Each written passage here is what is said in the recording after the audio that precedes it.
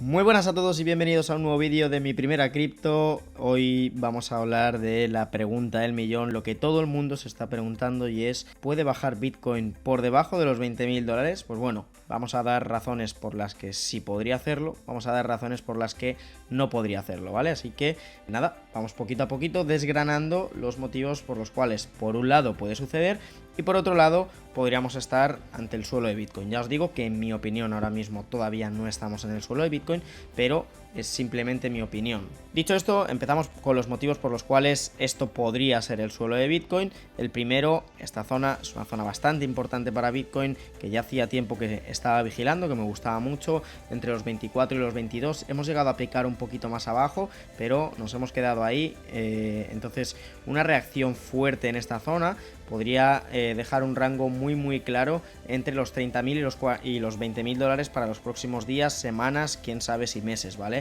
Hemos estado bastante tiempo en este rango entre los 30.000, digamos, y los 32.000. Bueno, bastante tiempo, hemos llegado a estar casi un mes ahí y podríamos estar en un rango muy amplio entre los 20.000 y los 30.000 dólares hasta que llegase un momento en el que, en mi opinión, como he dicho, creo que iremos más abajo. ¿Hasta dónde creo que iremos? Bueno, ahora explicaré los escenarios bajistas, ¿vale? Pero lo primero que vamos a explicar es los escenarios quizás más optimistas o más alcistas, en los cuales pues hablaríamos de que esto sería un soporte en el que se ha agarrado Bitcoin y que de aquí no debería de pasar, ¿vale? Como os digo, lo primero, esta zona, que es una zona, para los que les gustan los order blocks y demás, es una zona bastante importante, es una zona de demanda, ¿vale? No obstante, aquí debajo hay una zona de demanda que para mí es mucho más clara entre los 16 y los 19, por tanto, me cuesta dar un escenario en el que este sea el suelo, ¿vale? Pero el escenario en el que este sería el suelo sería encontrarnos en un punto en el que vamos a estar rangueando entre los 30.000 y los 20.000 dólares durante los próximos meses, ¿vale? Esto quiere decir que, a pesar de que nos hayamos quedado aquí, por aquí debajo hay liquidez, por tanto puede haber mechazos hasta la zona de los 20.000. Que va a haber un rebote de los 20.000 es bastante claro, el caso es que no creo que sea el último rebote, ¿vale? Como os digo, mucha gente está esperando esos 20.000 y es muy posible que vengamos a picar a zonas más bajas. ¿Qué zonas más bajas son las que tú tienes miradas, Adri? Pues bueno, la primera zona sería, como os digo, entre los 18 y los 16, me parece una zona muy interesante. Además, el otro día estuvimos hablando de los gaps que tenemos en los futuros del CME. Pues bueno, si nos venimos a buscar gaps, el próximo gap lo tenemos, efectivamente, aquí lo veis, cerrando en los 18.000 dólares. Por tanto, esta zona va a ser una zona para mí muy interesante, donde podríamos tener ya un suelo real de Bitcoin. Otra zona ya interesante, si no fuese esa, ya nos iríamos a niveles más bajos, concretamente a los 14.000 dólares, ¿vale? Creo que los 14.000 dólares son una zona muy fuerte, y la verdad es que si yo me la tuviese que jugar, diría que de 14.000 ya sería muy complicado caer, ¿vale? No obstante, puede pasar de todo y ahora vamos a explicar por qué. El motivo por el que digo que puede pasar de todo es porque tenemos un Nasdaq y un SP500 muy golpeado. Ya no es solo el Nasdaq y el SP500, es absolutamente todos los mercados y todos los activos. No se ha salvado prácticamente nada, lo único que está al alza es el petróleo, y obviamente pues eso no beneficia prácticamente a ningún otro mercado, salvo al propio mercado del petróleo. Por tanto, ¿qué es lo que podemos esperar de Nasdaq, SP500 y compañía? Bueno, poniéndonos en el mejor de los casos, podrían encontrar un suelo en esta zona, ¿vale? El Nasdaq cerca de los 10.600 puntos, 10.700 puntos concretamente, y el SP500 cercano a prácticamente la zona donde está ahora, aunque podría caer un poquito más y venirse incluso hasta aquí, ¿vale?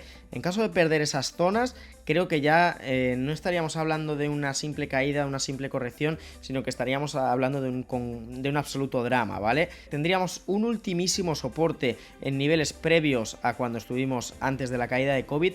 Perder estos niveles, perder el nivel previo antes de la caída de COVID, creo que sería el drama más absoluto, ¿vale? O sea, ver a Nasdaq por debajo de los 3.400 puntos, al SP500 por debajo de los 3.400 puntos, supondría una de las crisis más gordas que podemos ver en los próximos, bueno, en los últimos 20-30 años. Por tanto, esta opción es viable, esta opción podría suceder.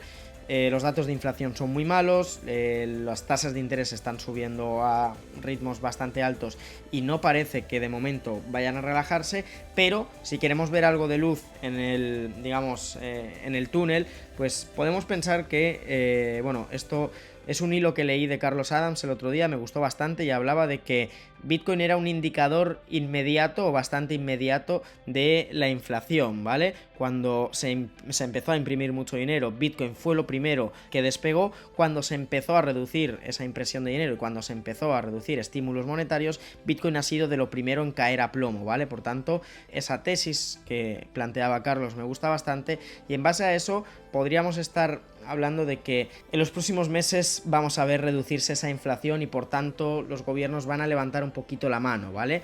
Como decimos, es un indicador adelantado de la inflación, podríamos interpretarlo así. Me gusta esa teoría en la cual podamos ver que los datos de la inflación en los próximos meses sean mejores. Podría suceder, ¿vale? No obstante, en caso de no ser así, como os digo, el Nasdaq, al perder esta zona, lo último que le quedaría sería niveles pre-COVID, y perder la zona de los niveles pre-COVID pues abriría también la caja de Pandora, ¿vale? Abriría la caja de los truenos. Por tanto, vamos a ver un poquito cómo evoluciona el verano. Creo que en el verano la economía va a estar relativamente parada, muchos proyectos van a dejar de trabajar o van a quedar en stand-by. El miércoles, es decir, mañana, habla la Fed. Vamos a ver qué noticias dan. Creo que el mercado se ha puesto en el peor de los casos, y esto puede suceder por dos opciones: que el mercado haya decidido ponerse en el peor de los casos para que, si luego las palabras de la Fed son positivas o relativamente positivas, pegar un buen rebote desde esta zona, o que el mercado se haya puesto en el peor de los casos porque sabe algo que el resto no sabemos, que tiene ya algo adelantado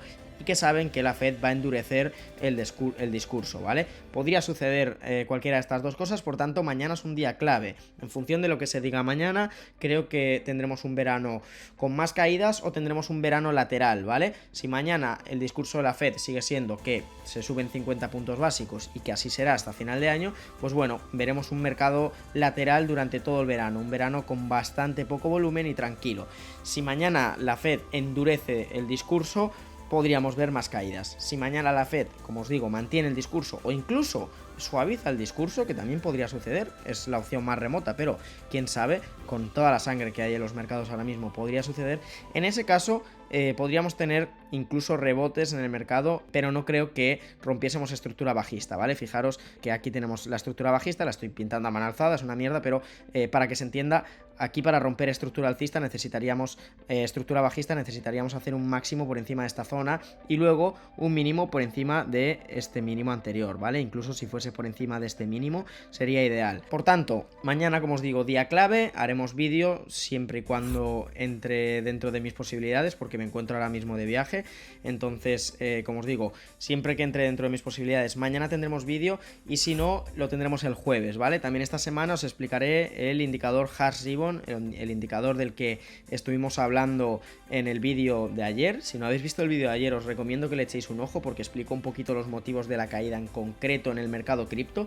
No quiero que venga nadie a decirme, ¿te crees que el mercado cae porque Celsius no sé qué? ¿Es que no ves el resto de la economía? Claro que lo veo, ¿vale? Pero tengo que dar una explicación sobre todo enfocada a las criptos, así que si queréis enteraros de toda la historia que ha sucedido con el tema de Celsius Network y por qué ha caído tan a plomo el mercado cripto, os recomiendo que veáis ese vídeo que os dejo arriba a la derecha. Por último, como os digo, esta semana os explicaré el indicador Hash Ribbon, indicador del que hablamos ya el otro día, y el cual avisa de una capitulación de los mineros en Bitcoin, ¿vale? Podemos verlo aquí súper rápido, ponemos aquí en indicadores Hash Ribbon. Es un indicador que acaba de ponerse en verde, pero que una vez se pone en verde es cuestión de tiempo que más tarde o más temprano acabe avisando de un punto de compra, normalmente un punto de compra que suele ser pues un suelo muy fuerte, ¿vale? Salvo esta vez que marcó compra aquí aproximadamente en los $42.000, salvo esa vez, el resto de veces que ha marcado puntos de compra han sido precios a los que no hemos vuelto, ¿vale? Entonces suelen ser precios de compra muy interesantes para el largo plazo. Por tanto, estaremos atentos, porque de momento lo que está marcando, como veis aquí, es capitulación. Están capitulando los mineros están vendiendo, algunos en pérdidas, algunos están apagando los equipos de minería. Ya lo explicaremos todo en el próximo vídeo, en el vídeo únicamente dedicado al Hash Ribbon, ¿vale? Donde explicaremos en qué se basa este indicador y pues revisaremos históricamente cómo se ha comportado, ¿vale? Espero que os haya gustado el vídeo de hoy. Si es así, dejad un buen like, dejad un comentario y, como siempre, nos vemos en próximos vídeos. Chao, chao.